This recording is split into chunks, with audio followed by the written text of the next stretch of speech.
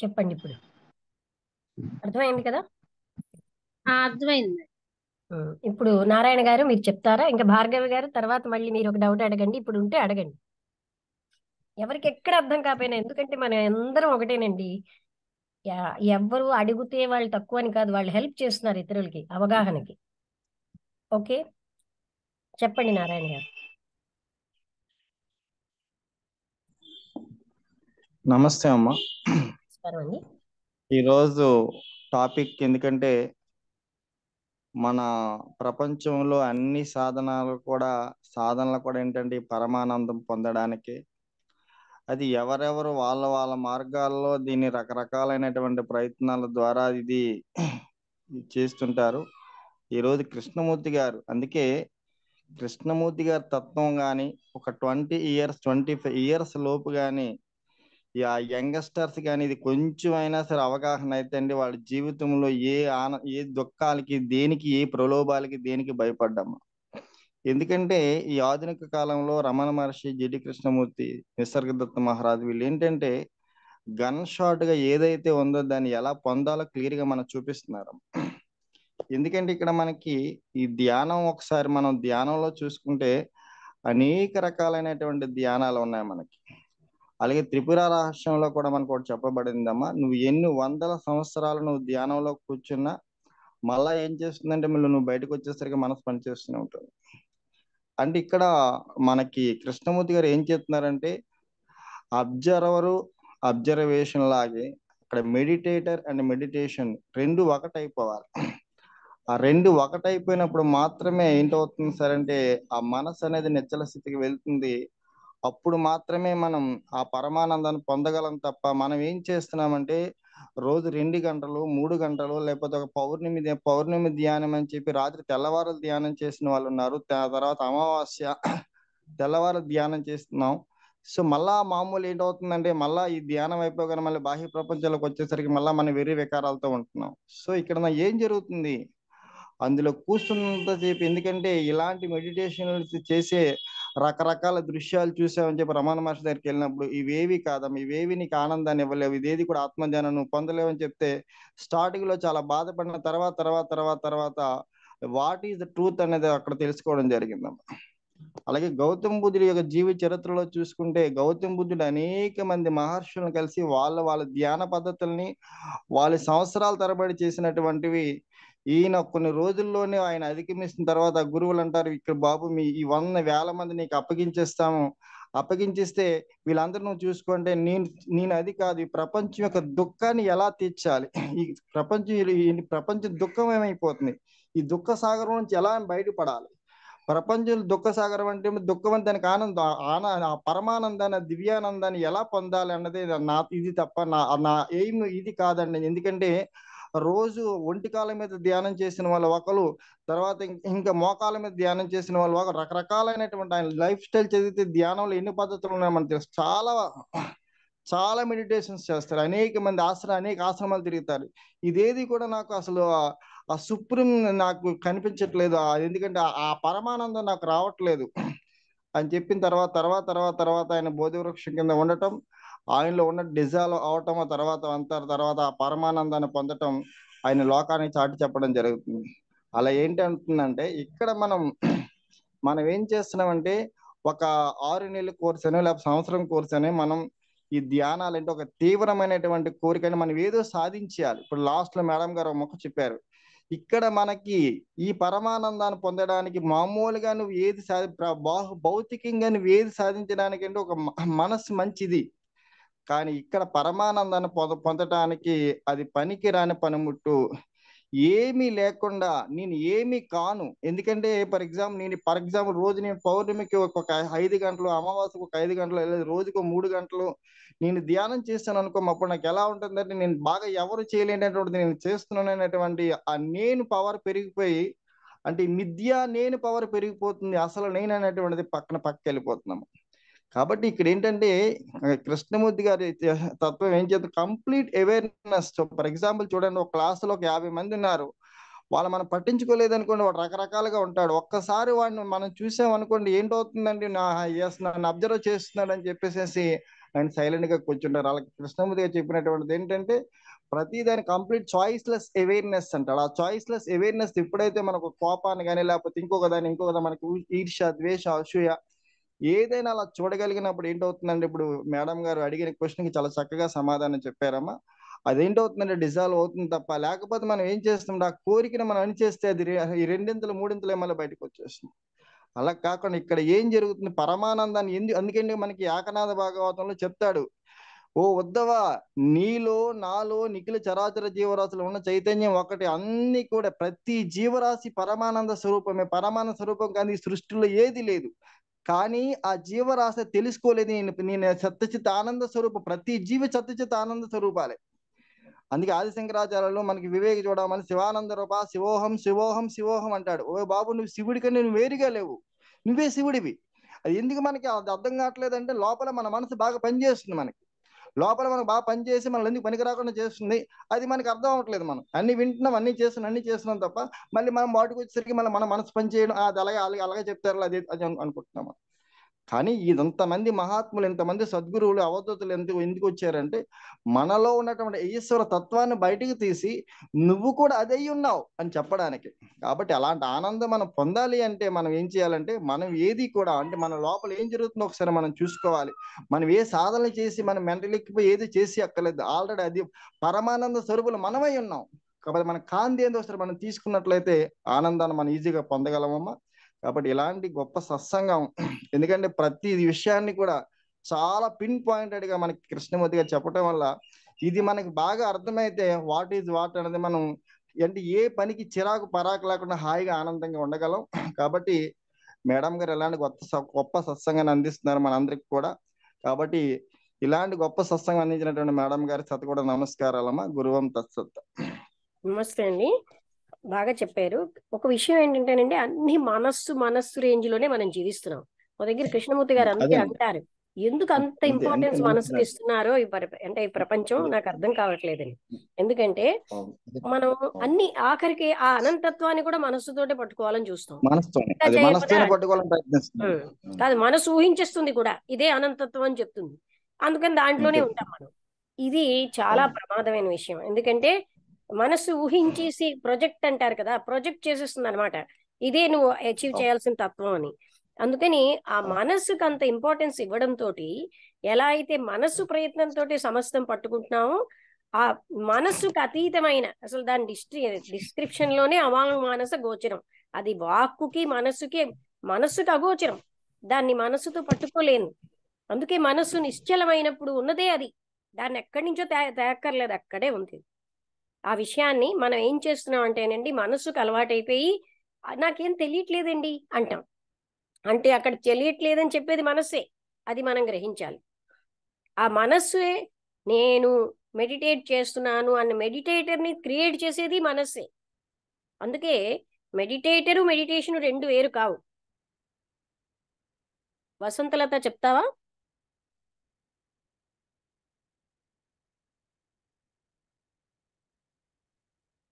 వసంతలత,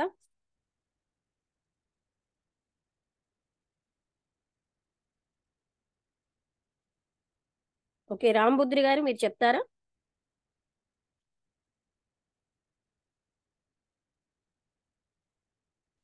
నమస్తే మేడం.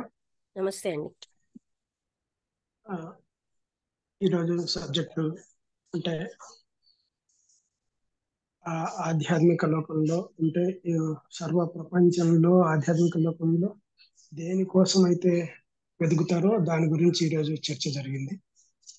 అంటే పరమానందం కోసం, అంటే ఈ ప్రపంచం అంతా ఆ వైపే వెళ్తుంది. అంటే లౌకిక స్వరూపంలో ఉండే వాళ్ళు ఒక ఆనందం కోసం వెళ్తారు, ఆధ్యాత్మికలో ఉండే వాళ్ళు ఇంకో ఆనందం కోసం వెళ్తారు. కానీ అందరూ ఒక ఆనందం కోసమే వెళ్ళే స్థితి ఉంది. ఇది లౌకికానందం, పరమానందం రకరకాలుగా ఉన్నాయి. అంటే ఇప్పుడు మనం కృష్ణమూర్తి గారు చెప్పింది ఏంటంటే, అంటే ఎప్పుడు ఈ ధ్యానము, అంటే ఈ ఆధ్యాత్మిక పద్ధతులు ఏవైతే ఉన్నాయో ఈ ప్రపంచంలో ఉండే అన్ని ఆధ్యాత్మిక పద్ధతులు మనసు రేంజ్ లోనే జరుగుతున్నాయి. అంటే అది ఏదైనా కావచ్చు. ఆ లౌకిక లౌకిక విషయాలు మనసు రేంజ్లోనే జరుగుతున్నాయి. ఆధ్యాత్మిక పరిశోధనలు కూడా మనసు రేంజ్లోనే జరుగుతున్నాయి. ఈ ఈ మనసు రేంజ్లో జరిగేది ఏది అక్కడికి తీసుకుపోదు. మనసు అనేది ఒక పాత విషయాన్నే మళ్ళీ రిపీట్ చేస్తుంది, కానీ కొత్త విషయాన్ని ఎప్పటికీ అది తీసుకోలేదు. కాబట్టి మనము ఈ మనసు అనే పరికరంతో లౌకిక విషయాలను, అంటే ఈ ఈ లౌకిక విషయాలను ఏదైతే సాధన కోసం ఉపయోగించే ఈ మనసు ఏదైతే ఉందో అదే మనసును మళ్ళీ ఆధ్యాత్మికంలో కూడా మళ్ళీ ప్రయోగం చేయడానికి ప్రయత్నిస్తున్నాము. ఆ, ఈ అంటే ఇది లౌకికానికి ఉపయోగపడే మనసును, అంటే అతీతమైన ఆనందం కోసం ప్రయత్నం చేసే దానికోసం మనం ఉపయోగించిన ఫలితం లేదు అని చెప్తున్నారు కృష్ణమూర్తి గారు. అది ఎలాగా అంటే ఇది పాత విషయాలనే రిపీట్ చేయగలదు, కానీ దీనికి కొత్త విషయాన్ని కనుక్కుండే శక్తి లేదు. కాబట్టి ఆ మళ్ళీ దీంతోనే, అంటే ఈ పరికరంతోనే మనం ప్రయత్నం చేస్తే మనం పొందేది ఏది లేదు అనేది ఆయన చెప్తున్నాడు. అంటే మనసుకు ఎంత చిన్న కట్టుబడిలోకి తీసుకొచ్చినా అది స్వేచ్ఛ కోసం స్వేచ్ఛ అనేది పొందలేదు. అంటే అది ఈ ప్రపంచాన్ని మొత్తం వదిలేసి నేను ధ్యానంలోనే ఒక్క ధ్యానం మీదనే నేను ప్రయత్నం చేస్తాను అన్నా కూడా ఆ ధ్యానం కూడా ఈ మనసుతోనే జరుగుతుంది. కాబట్టి ఈ సర్వ ప్రపంచాన్ని వదిలేసి అడవుల్లో కూర్చొనో లేకపోతే ఎక్కడనో గుహల్లో కూర్చొనో ఈ యొక్క ధ్యానంలో నేను ఈ ధ్యాన ప్రయత్నం చేస్తాను అంటే మొత్తం వదిలేశాను, నేను ఈ ధ్యానం ద్వారా భగవంతుని కనుక్కుంటాను అని చెప్పేసి మనం ప్రయత్నం ఏదైతే చేస్తున్నామో మళ్ళీ అది మనసుతోనే చేస్తున్నాం. కాబట్టి దాని యొక్క ఫలితం మాత్రం ఇది ఉంటుంది. అదొకటి.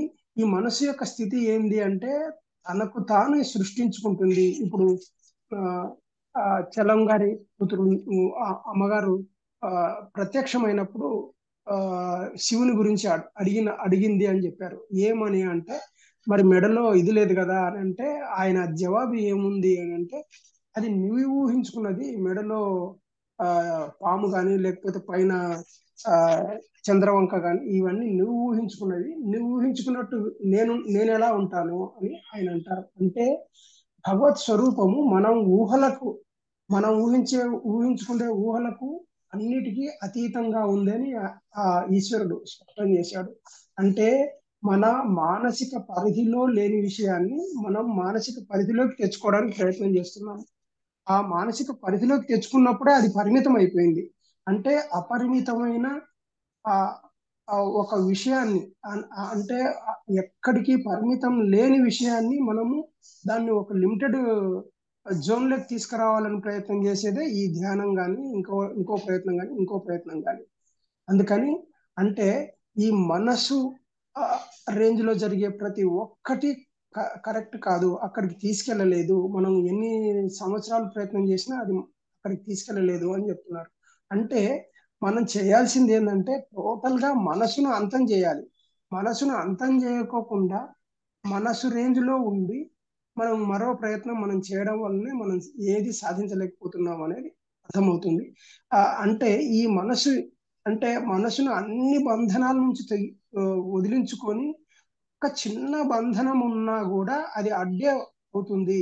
ఆ బంధనం ఒక ధ్యానం కావచ్చు, లేకపోతే ఇంకొక విషయం కావచ్చు. మనసుకు ఆ స్థితి అంటే బంధనంలో ఉండడం వల్లనే అది మనం నెక్స్ట్ స్టెప్కి వెళ్ళలేని పరిస్థితి ఉంది. దానికి స్వేచ్ఛ పొందే స్థితి లేదు. అందువల్ల ఏంటంటే ఈ మనసుకు అతీతంగా వెళ్ళినప్పుడే ఆ యొక్క స్థితిని మనం కనుక్కోగలము అనేది కృష్ణమూర్తి గారు స్పష్టంగా చెప్పారు. ఇంకొకటి ఏంటంటే మనము దేనికోసమైతే ప్రయత్నిస్తున్నామో మనమే ఆ స్వరూపము. అంటే ధ్యానే ధ్యాత. ఈ ధ్యానే ధ్యాత అనే విషయాన్ని మనం మరుగుపరుచుకొని మళ్ళీ ఆయన కోసం వెతుకుతున్నాము. అంటే నేను నా కోసం వెతుకుతున్నాను, నేను నా కోసం వెతికే ప్రయత్నంలో మళ్ళీ మూఢత్వంలోకి వెళ్ళిపోతున్నాను. అంటే మనం గుర్తించలేని స్థితిలో ఉన్న స్థితిలో మన కోసం మనం గుర్తించడం కోసం ప్రయత్నం చేస్తున్నాము. అంటే నన్ను నేను వెతుక్కోవడానికి మళ్ళీ నేను ఒక పరికరం, ఏ పరికరం అంటే మళ్ళీ మామూలు పరికరాలు తీసుకొని మళ్ళీ ప్రయత్నం చేస్తున్నాను. కాబట్టి ఇది తెగే సమస్య కాదు. అంటే ధ్యాని ధ్యాతలో లీనమైతేనే ఆ యొక్క ఆ స్థితి ఏర్పడుతుంది అనేది చెప్పడం స్పష్టంగా జరుగుతున్నది. దానికోసం ఏంటంటే ఈ యొక్క మనసు యొక్క ప్రక్రియనన్నిటినీ మనం గమనించి దానిని నిర్మూలించుకోవడమే ఇది. మనస్సు అంటే నిశ్చలమైనప్పుడే మనస్సు నిశ్చలమైనప్పుడే నిశ్చలమైనప్పుడే మనసు నిశ్చలం ఎప్పుడైతుంది అంటే ఎరుకతోటి దాని యొక్క స్థితిని గమనించుకుంటూ పోతే అది నిశ్చల స్థితిలోకి వస్తుంది అనేది ప్రతిసారి కృష్ణమూర్తి గారు చెప్తున్నారు. అంటే ఈ ఈ ఈ ప్రపంచంలో జరిగే, అంటే ఇప్పుడు కృష్ణమూర్తి గారు చెప్పింది ఏంటంటే మనసుకు ఒక చిన్న ప్రతిబంధకం ఉన్నా అది స్వేచ్ఛలోకి రాదు అని చెప్తున్నారు. అవును. దానివల్ల ఏమవుతుందంటే ఇప్పటికి వరకు ఉన్న ఈ ప్రపంచం అంతా ఎంత గందరగోళంలో ఉండడానికి కారణం ఏంటంటే మనసే. కానీ ఈ మనసులోనే ఘోరమైన పోరాటాలు, ఆరాటాలు జరుగుతున్నాయి. కాబట్టి ఈ స్థితి నుంచి దాటి అవతలికి వెళ్తేనే దాన్ని పొందగలము. కాబట్టి ఈ ధ్యానాలు, ఏ పద్ధతులైనా కూడా ఇది పరిమితికి లోబడి ఉన్నాయి. కాబట్టి ఇవేవి దాన్ని సాధించడానికి ఉపయోగపడవని అతి స్పష్టంగా చెప్పారు. అది చాలా అద్భుతంగా ఉంది. అది ఇప్పుడు ఏంటంటే మనం ఈ మనసు రేంజ్ లో ఉండి మనం దాని గురించి ఆలోచన చేస్తే మనం దాన్ని ఇది చేయలేని పరిస్థితి. కానీ మనసును నిర్మూలించడం కోసం ఆయన ఏ స్థితిలో అయితే చెప్పారో, ఒక కోపాన్ని గమనించు అని అన్నారు, మనకున్న ఒక తీవ్రమైన విషయాన్ని గమనించు అంటే దాన్ని గమనించేటప్పుడు నీ యొక్క నీవు దాని మీద పెట్టకుండా రామబుద్ధుడు గారు కొంచెం క్లుప్తంగా చెప్పండి, టైం తక్కువ ఉంది. Okay madam. అదే ఆ యొక్క స్థితిని గమనించడానికి ప్రయత్నం చేస్తే అన్ని ఇదైపోతాయి, డిజాల్వ్ అయిపోతాయని చెప్పారు. అది మనం గమనిస్తే చాలని నేను అనుకుంటున్నాను మేడం. ఈ రోజు గ్రహించింది ఇది మేడం. Thank you. బాగుంది. వసంతలత ఉన్నావా లేదా? ఉన్నాను, వచ్చాను. నిన్ను పిలిచాను. ఓకే, అప్పుడు ఏదో పనులు చేసుకున్నా. సరే, ఓకే. నేను అంటే ఇవాళ ద డిజైర్ ఫర్ బ్లిస్ అనేటువంటి చాప్టర్ లో అతను ఏదో ఎగ్జాంపుల్ చెప్పారు కదా. ఒక ఆయన వచ్చారు, ఆయన అన్ని అంటే అందరూ ఎలాంటి పద్ధతులు ఫాలో అవుతారో ఆ పద్ధతుల్లో ధ్యానం చేసుకొని ఆ పరమానంద స్థితిని పొందడానికి ప్రయత్నించిన తర్వాత అతను సఫలం అవ్వలేదు. కాబట్టి అతను కృష్ణమూర్తి గారిని అదే క్వశ్చన్లు అడుగుతున్నారు. నేను ఇన్ని ట్రయల్స్ చేశాను, అన్ని కోర్సులు, అన్ని రకాలైన పద్ధతులు అవలంబించాను, కానీ నాకు ఆ ఎక్స్పీరియన్స్ అనేది రావడం లేదు అంటే ఆయన చెప్పేది ఏంటంటే, నువ్వు పాత పద్ధతులతో మన పరమానందం అనేది నువ్వు ఎరగని స్థితి కోసం ఎరిగి ఉన్న, అంటే తెలిసి ఉన్నటువంటి పరికరాలనే యూజ్ చేస్తున్నావు.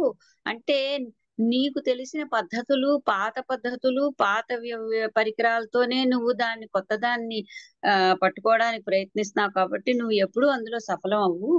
రెండోది, మెడిటేట్ చేస్తున్నప్పుడు మెడిటేటర్ అనేటువంటి ఇది ఉంటుంది. నేను చేస్తున్నాను, నేను అన్ని అవుతున్నాయి, నాకు కావాలి అనేటువంటి ఈ కోరికలన్నీ ఆబ్స్టికల్స్ గా తయారవుతాయి. అందుకల్ల నీకు ఎప్పుడూ ఆ ఎక్స్పీరియన్స్ అనేది రాదు. దానికోసం నువ్వు ఆ పాత వదిలేసే ఆ స్వేచ్ఛలోనే ఏదైనా ఆనందం అనేది వస్తుంది, ఫ్రీడమ్ లోంచి. ఇదే మనకి రమణ మహర్షి గారు కూడా అతన్ని క్వశ్చన్లు అడిగారు కదా, మోక్షం ఎలా నాకు చెయ్యాలనున్నది, మోక్షం కావాలి ఎలాగ మహర్షి భగవాన్ అంటే ఆయన మొట్టమొదటి ఆ కోరిక వదిలేసుకో. అది కూడా ఒక కోరికే, అది కూడా ఒక ఆబ్స్టికల్లే, అడ్డుగోడ నీకు. దాని వల్ల నువ్వు ఎప్పుడూ పొందలేవు, అది అక్కడే ఉంది. కావాల్సింది ఫ్రీడము. ఆ ఫ్రీడమ్ లోంచే నీకు వస్తుంది ఆ ఎక్స్పీరియన్స్. ఈ ఎక్స్పీరియన్స్ అనేది మనకి అప్పుడప్పుడు వస్తుందని కూడా ఇప్పుడు కృష్ణమూర్తి గారు చెప్పిన దాంట్లో కనిపిస్తుంది. ఒక్కొక్క క్షణంలో మనకి ఆ పరమానంద స్థితిని పొందుతాం. అది ఎప్పుడంటే నేను అనేటువంటి ఇది స్పృహ లేనప్పుడే అది వస్తుంది. కాబట్టి మెడిటేషన్ నిజమైనటువంటి ఆ స్థితిని పొందడానికి మెడిటేషను అందరూ అన్ని లయం అయిపోవాలి. అంటే ద్రష్ట దృశ్యం అన్ని లయం అయినప్పుడు, నేను అనేటువంటి భావన లేనప్పుడు మాత్రమే మనకి ఆనంద స్థితి అనేది వస్తుంది. లేకపోతే 24 గంటలు మనం మనసు నుంచిలోంచే ప్రయత్నాలు చేస్తూ ఉంటాం. ఆ ప్రయత్నాలు ఎప్పుడూ సఫలం అవ్వు. అది అంతే. రామకృష్ణ గారు, లలిత గారు, మీరేమైనా మాట్లాడతారా?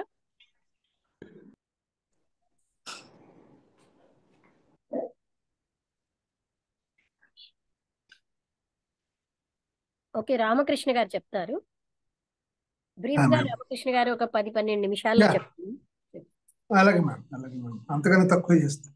అందరికీ నమస్కారం అండి. నమస్కారం.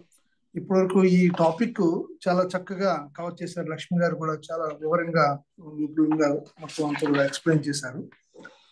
ఇందులో కృష్ణమూర్తి గారు ఒక 6 క్వశ్చన్స్ వేశాడండి. 6 ప్రశ్నలు వేసి మన ముందు ఉంచాడు. చూడండి, మైండ్ ఎప్పుడు కూడా ఈ ఎండ్లెస్ బికమింగ్, ఏదో ఒకటి ఆల్వేస్ బీయింగ్ నుంచి బికమింగ్, దీంట్లోనే ఎప్పుడు కాట్ అంటే దాంట్లోనే ఉన్నప్పుడు ఈ బ్లిస్ అనేటటువంటిది పరమానంద స్థితి అంటే ఏంటో తెలిసే అవకాశం ఉందంటారా అని ఒక ప్రశ్న వేశాడు. ఒకటి.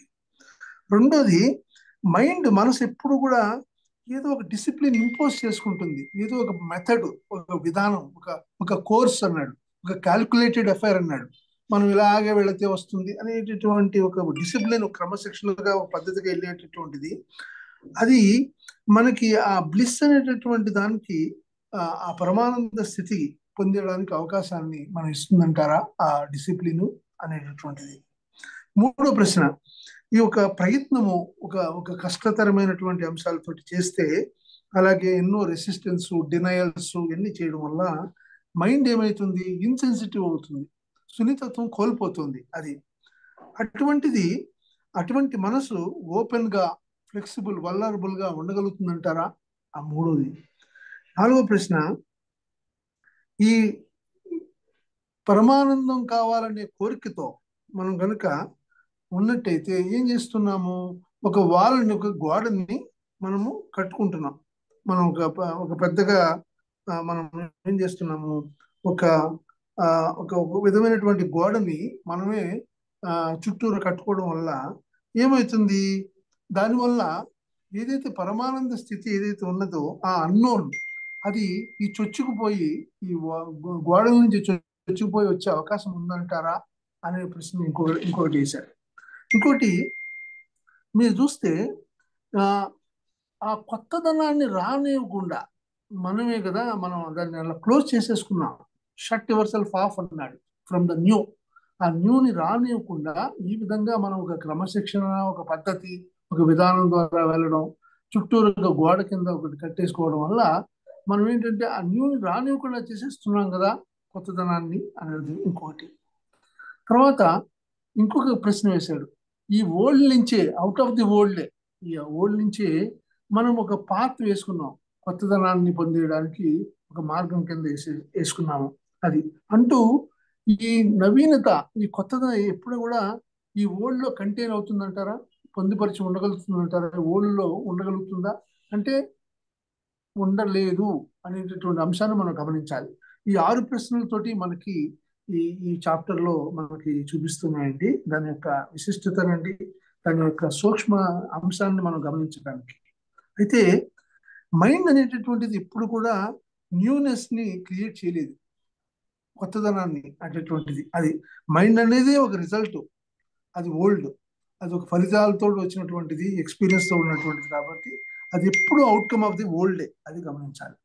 సో ఈ ఫలితాలన్నీ కూడా ఎప్పుడు కూడా న్యూ కావు, అంటే కొత్తవి కానే కాదు.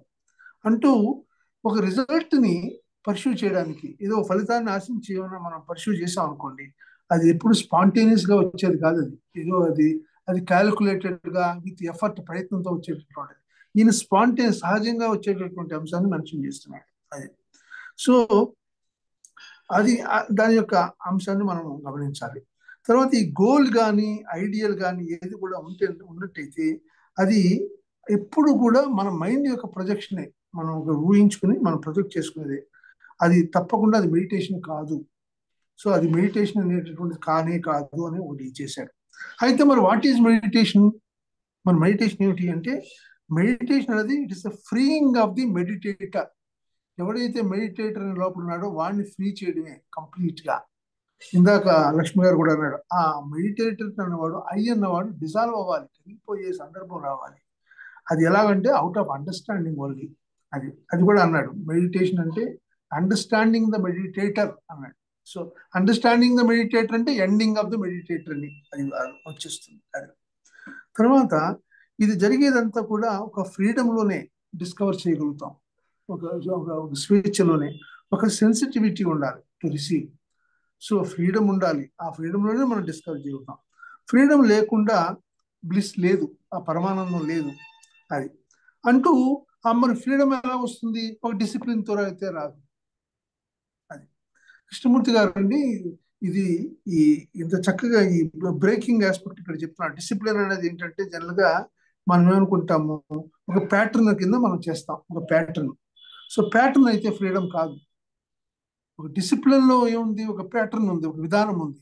కానీ ఆ విధానం ద్వారా, ఒక మెథడ్ ద్వారా వెళితే అది ఫ్రీడమ్ కాదు, అది గమనించాలి. సో దానికి ఏం చేయాలంటే the pattern must be broken అన్నాడు for freedom to be. So ఆ స్వేచ్ఛ రావాలి అంటే మనకి ఆ ప్యాటర్న్ ని బ్రేక్ చేయగలగాలి, బ్రేక్ చేయాలి. సో ఆ బ్రేకింగ్ అనేటటువంటిదే ఈ మెడిటేషన్ లో అంతర్భాగంగా వస్తుంది అనేది మనం గమనించాలి అనేటువంటిది. తర్వాత ఈ మెడిటేషన్ అనేటటువంటిది చూస్తే మనం ఇంత ఫ్రీయింగ్ ద మైండ్ అన్నాడు. దీన్ని of every thought at all levels, అన్ని లెవెల్స్ లోనూ ఆ థాట్ ని ఫ్రీ చేయడం అనేటటువంటిది. అది తర్వాత లోపల జరిగేటటువంటి అంశాన్ని, డ్యూయాలిటీని చక్కగా ఇక్కడ మనకు వివరణ ఇచ్చాడు.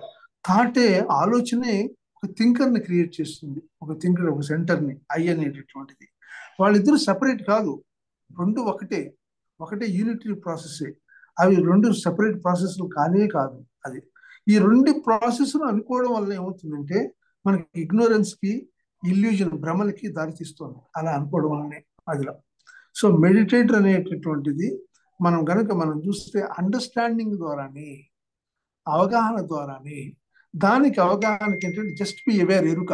ఈ అవేర్ అన్నది ఈ థాట్, మనసుకు సంబంధించినటువంటి పరిధి కాదు. అది అవేర్, ఎరుక అనేటటువంటిది. కృష్ణమూర్తి గారు ఇప్పుడు మీన్స్ డిటర్మిన్ ద ఎండ్ అంటాడు. సో ఆ మీన్స్ కూడా మనకి ఏదైనా మనం శాంతి కావాలనుకోండి, మన యొక్క ప్రయత్నాలు కూడా ఏదో కత్తితో పట్టితే కాదు, శాంతి పరంగానే ఉండాలి మన యొక్క చర్యలు కూడా. అప్పుడే అది శాంతికి దారిస్తుంది. అదేవిధంగా ఇక్కడ మనం చూస్తే ఈ మైండ్ ఫ్రీ అయ్యే క్రమం ఓన్లీ త్రూ అవేర్నెస్ అన్నది. ఈ అవేర్నెస్ మైండ్తో కాదు, మైండ్ లో భాగం కాదు, అది మనం గమనించాల్సినటువంటిది. సో మైండ్ అనేటటువంటిది it is alone, not made alone అన్నాడు. అంటే ఏంటి, మనం ఏదో కృత్రిమంగా చేస్తే ఎలోన్ కాదు, అంటే ఎలోన్ అంటే ఆల్ వన్ అని దాంట్లో మనం గమనించాల్సింది. It is silent, not made silent. అది అది తనంతట తన ఆటోమేటిక్ అవుట్ ఆఫ్ అండర్స్టాండింగ్ వచ్చేటటువంటిదే అబ్సల్యూట్ పీస్, అది గమనించాలి మనం. అది సో అంటూ ఈ ఎలోన్ స్థితిలోనే ఆ కాజులెస్, కారణం లేనటువంటి దాన్ని వస్తుంది, అదే బ్లిస్, పరమానందం.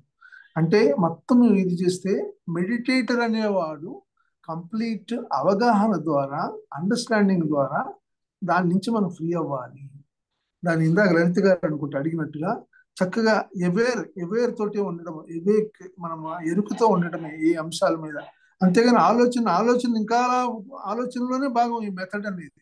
దాన్ని మనం దాని యొక్క లిమిటేషన్ మనం గమనించి ఫ్రీ అవ్వాల్సినటువంటి అంశము, అది దీంట్లో మనం గమనించవచ్చండి. Thank you ma'am, thank you. Thanks అండి, బాగా చెప్పారు.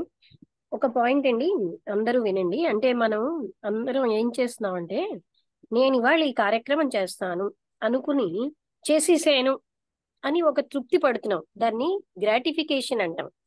నేను ఒక ఆయన చర్చికి వెళ్తాను అంటే చాలా సంవత్సరాలే అన్నమాట. చర్చికి వెళ్ళడం వల్ల మీరు ఏం చేస్తున్నారు? హిందువే, మీకు నేను అనుకున్నాను, చేసాను అనే ఒక తృప్తి మిగిలింది.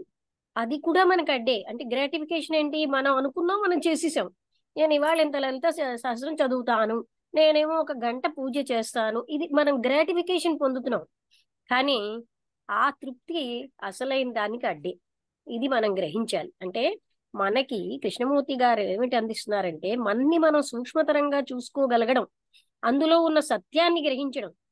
సత్యం గ్రహించామనుకోండి, ఆ సత్యం జ్ఞాపకంగా మనకు ఉండదు, ఆ సత్యమే అది. సత్యానికి జ్ఞాపకంతో సంబంధం లేదు. అంటే ఇందులో ఎరుక వల్లే అన్ని జరుగుతాయన్న సత్యం మనకు తెలియాలి. భార్గవి గారు మీరే మాట్లాడండి. అనుపమ గారు మీరు కానీ ఏదైనా డౌట్ అయినా అడగండి, లేదా మీకు తెలిసిన 2 వాక్యాలు చెప్పండి. మీకేం అర్థమైందో, ఎక్కువ చెప్పకపోయినా మీకేం అర్థమైంది చెప్పండి. అందరూ చెప్పిన తర్వాత చాలా బాగుంది, విన్నాను. నాకు చిన్న అనుభవం ఒకటి వచ్చింది. నేను కేదార్నాథ్ వెళ్ళినప్పుడు ఆ గంగను చూస్తుంటేనండి, మనకి తెలియకుండా అంటారు కదా, తెలియకుండా నాకు చాలా బ్లాంక్ గా అయిపోయింది. ఒక తన్మయత్వం కింద వచ్చింది అనమాట, అంటే ఒక అనుభూతి లాగా. నేను అది ఎప్పుడు కూడా మళ్ళీ అనుకుంటే ఇంకోసారి అడిగితే అలా జరుగుతుందా అని ఇప్పుడు వస్తూ ఉంటుంది. అది ఇప్పుడు మీరు చెప్పిన దాన్ని బట్టి నేను నాకు అలా కలిగిన అనుభవాన్ని నేను ఇదేమో అలా మనకి తెలియని ఆనందమేమో అని అనుకున్నాను అంతే. అది కేదార్నాథ్ వెళ్ళిన టైంలో అనమాట. గంగా ప్రవాహం, ప్రకృతి చూసి నాకు తెలిసిన అనుభూతిని ఒకటి మీతో పంచుకున్నాను అంతే. ఓకే అండి. కానీ ఈ అనుభవానికి మనకి బయట సోర్సెస్ ఏవి స్టిమ్యులేట్ చేయవు. అంటే బాహ్యమైన వాటి వల్ల స్టిమ్యులేషన్ వల్ల వచ్చేది కాదు. అది నాకు అవన్నీ కూడా తెలియదు, చూస్తుంటే తెలియని నాకు నేను తెలియకుండా తన్మయంలో గయ్యాను అనమాట. ఒక అనుభూతిలాగా అనిపించింది నాకు అది. ఓకే అండి. తర్వాత భార్గవి గారు మీరేంటి మాట్లాడలేదు, నిన్న కూడా మాట్లాడండి. ఒంట్లో బాగుందా భార్గవి గారు? మైక్ దగ్గర ఉన్నారా లేదా? ఫోన్ దగ్గర? అమ్మగారు ఉన్నాను అమ్మగారు, విన్నాను అమ్మగారు టాపిక్ మొత్తము. మీకు అంతా పాతగానే అనిపించిందా? ఏమైనా తెలుసు? లేదు అమ్మగారు, ఎప్పటికప్పుడు కొత్తగానే ఉంటుంది. ఏమిటి కొత్త పాతగా ఎందుకు ఉంటుంది? ఏమిటి కొత్త అనిపించింది చెప్పండి. ఒక్క నిమిషం అమ్మగారు.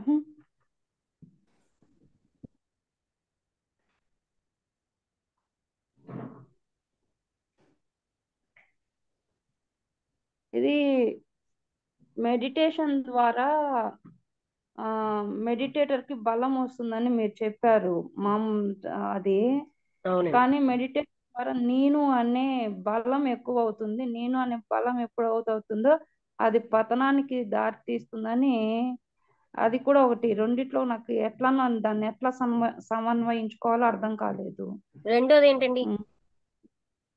రెండోటి ఏంటంటే ఇప్పుడు మెడిటేషన్ ద్వారా బలం వస్తుంది. ఆ బలము నేను ఒకసారి వినండి భార్గవి గారు.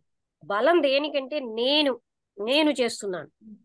నాకు మల్లాది కృష్ణమూర్తి గారు అని రైటర్ వచ్చారు మా ఇంటికి. ఆయన అడిగారు, మీరు ధ్యానం చేస్తారా అన్నారు. ధ్యానం చెయ్యబడుతుందండి అన్నాడు.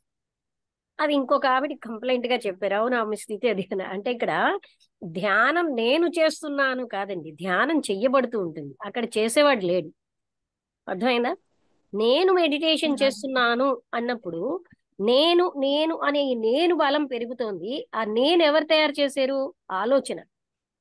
అసలు మనం ఎప్పుడైనా ఈ నేను అన్నది ఏంటి అని లోపలికి చూస్తే, శరీరమా మనసా ఎవరి నేను అంటే ఆలోచన తయారు చేసింది నేనుని.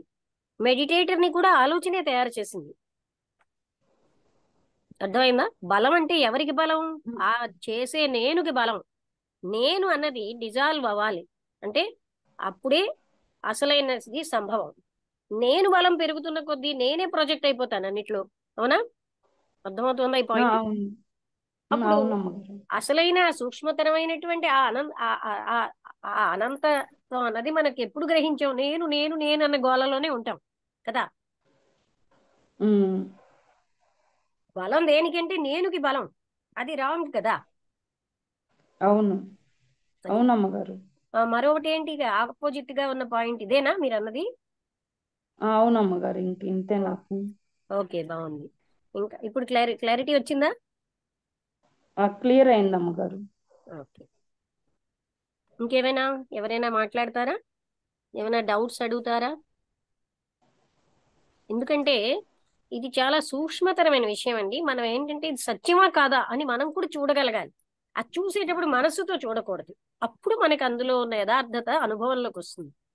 మనకి మనసుతో చూసి మనం ఒక రకమైన అభిప్రాయాలు మనసులో పెట్టుకుని చూస్తే అభిప్రాయాల రైటన్ వస్తుంది. కనుక ఏ అభిప్రాయాలు అవన్నీ లేకుండా మనస్సు నిశ్చలమైనప్పుడే అప్పుడు మనకి ఇది అనుభవంలోకి వస్తుంది. సరేనండి. వీటన్నిటి ద్వారా మిమ్మల్ని మీరే వెతుక్కుంటున్నారని చెప్పారు. అది కూడా నాకు బాగా నచ్చింది అమ్మగారు. అంటే మనల్ని మనమే నేను వెతుకు నేను అన్నది మమ్మల్ని అక్కడ మేమే ఉండే ఉండదు వెతుకుంటున్నాం. కదండి ఉమ్.